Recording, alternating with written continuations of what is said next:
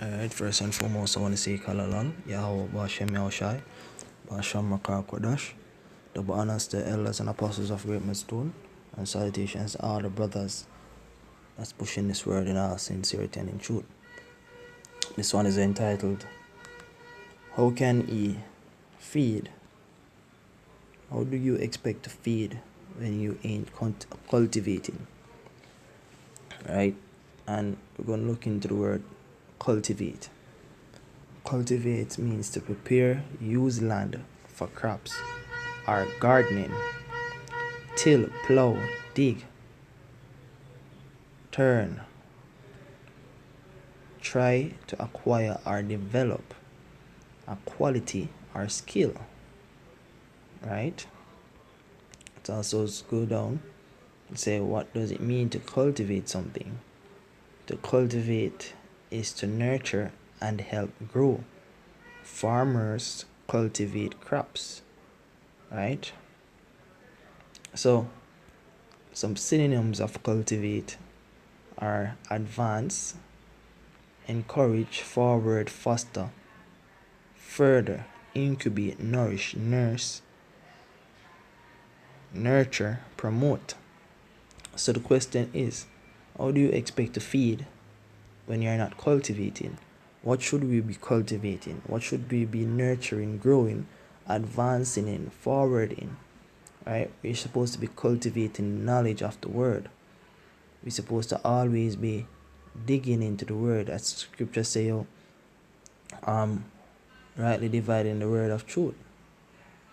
Understand? We're supposed to always be digging into the word, understanding it, dividing it, piecing it apart, putting it together, making sure that it comes full circle in all comprehension. As the scripture say, you should not be ignorant in the least matter. So how do you expect to feed? The scripture in the book of Proverbs tells you that the lips of the righteous feed many, but fools die for want of wisdom. Why do fools die for want of wisdom? Because they expect that the word is just going to come to them. They expect that they're just going to be sitting somewhere, just like the Rasta man them smoke weed. Them say, yo, nature teach them. Them staring at nature and them burn them weed and, yeah man, nature teach I this. Nature tell I say this and that and XYZ. You see me?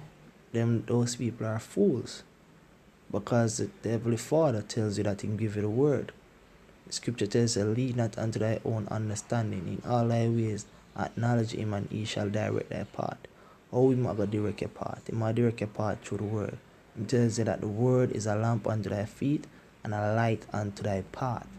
You understand? So when you get the word, the word is what you're supposed to be digging in. The word is what you're supposed to be cultivating. Even David tells you, I will meditate upon thy precepts day and night. You understand? So David did dig into the word. He cultivated it. He nurtured it. He advanced in it. Right? And that's how he was able to basically make those songs of praises. Which are the psalms that we have now today. The psalms are like affirmations in how much we're supposed to see the Heavenly Father, how much we're supposed to trust in the Heavenly Father, how the Heavenly Father will guide and protect us. You understand? So this is the book of Proverbs chapter 18 start at verse 1. It says, through desire a man having separated himself seeketh and intimately with all wisdom. So you have to have the desire, right? A fool had no delight in understanding, but that his heart may discover itself. So a fool intends for his heart to discover itself. He decides that he's just going to sit, he's not going to put in the work, and things are just going to come to him. You understand? But the scripture tells you that doesn't make any sense. Because if you have faith that the word is gonna be instilled within you, understand? That is one part. but you have to do the work. You have to cultivate. You have to do the action, right?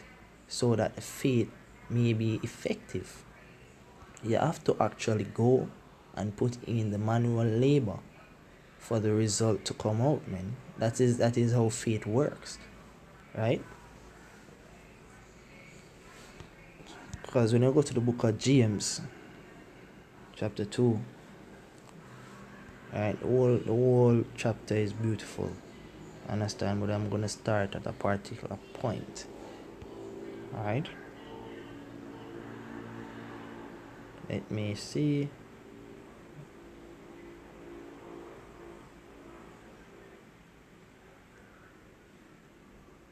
I'm in the book of Saint the first John. Alright. I'm gonna go to the book of James. James chapter 2. Alright, nice. Alright. Alright, verse 5. So it says, "Hearken, my beloved brethren, had not God chosen the poor of this world rich in faith, heirs of the kingdom which he had promised to them that love him." Understand? So the poor of the world are rich in faith. "But ye have despised the poor. Do not rich man oppress you and draw you before the judgment seats? Do not they blaspheme that worthy name by the which ye are called?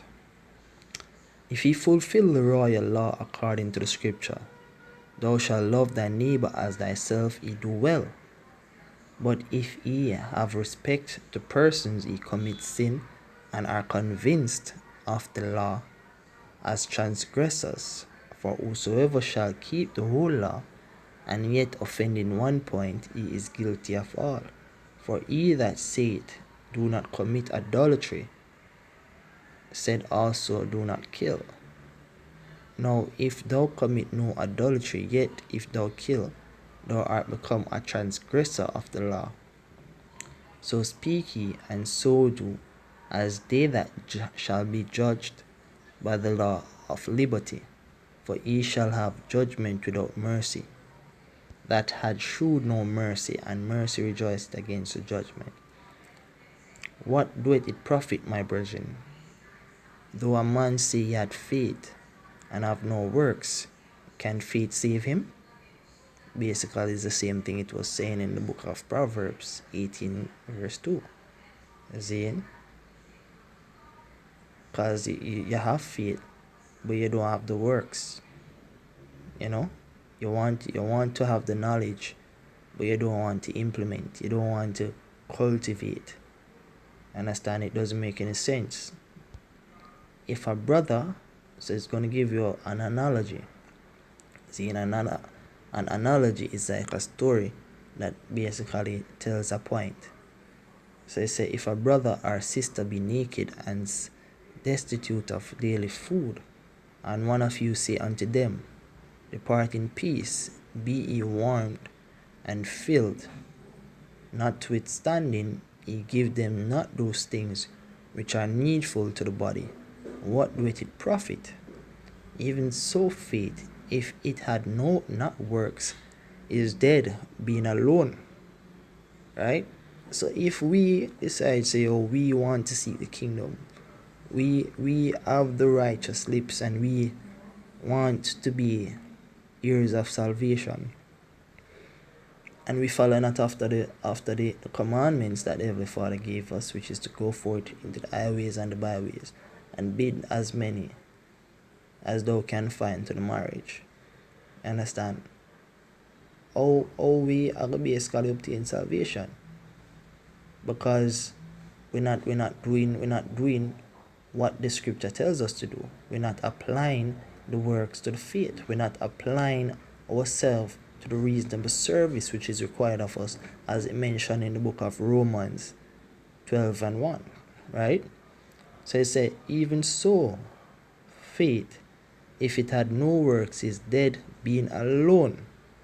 So we have to have that combination of faith with the works. Zine, we have to cultivate to feed. We have to put in effective labor, right? So that we may be able to reap. But the scripture tells us, yo, The harvest is plenteous, but the laborers are few. And the reason why the laborers are few, because many things that everything is that harvest is gonna reap itself, man. You understand? You have to implement.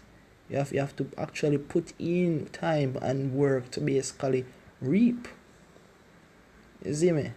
So say even so, faith, if it had no works, not works, is dead being alone. Yeah, a man may say, thou hast faith, and I have works, shew me thy faith without thy works, and I will shew thee my faith by my works. Thou believest that there is one God, thou doest well, the devils also believe and tremble. But wilt thou know, O man, that faith without works is dead? Was not Abraham our father justified by works when he had offered Isaac his son upon the altar? Seest thou how faith worked his works, and by works was faith made perfect? Right? By works was faith made perfect. The word perfect means complete. Understand? So it has to be that combination for the completion. You understand? So that it may be perfect. You see? And in this time that we're in, we have to cultivate to feed. We have to move forward in order to feed. There are some that believe that the knowledge is going to just come to them and be instilled in their minds. But you literally have to put in the work. You have to read. The scripture tells you that he has made us a watchman. How can you know what is happening if you're not watching? Understand? If you're not actually putting in that vigilance in order to acquire the information that is needed to be presented. You understand? The scriptures are a combination of prophecies. It's a combination of life lessons in how we're supposed to live. If we're not watching and seeing what is happening, how can we map the prophecies in order to put it forth to the people, for them not to have any cloak for their sins? Understand? The things that are happening in the world right now are what we're supposed to be looking at, so that we can see clearly within the scriptures that these are things that are supposed to happen, so that we can relate them to the scriptures. We can see that the happenings of hurricane and earthquake, suicides, mass famine, economic depression, all of these things are things which are supposed to happen, and we can see it clearly. Understand? Because the scripture tells you in the book of Habakkuk. Let me get that.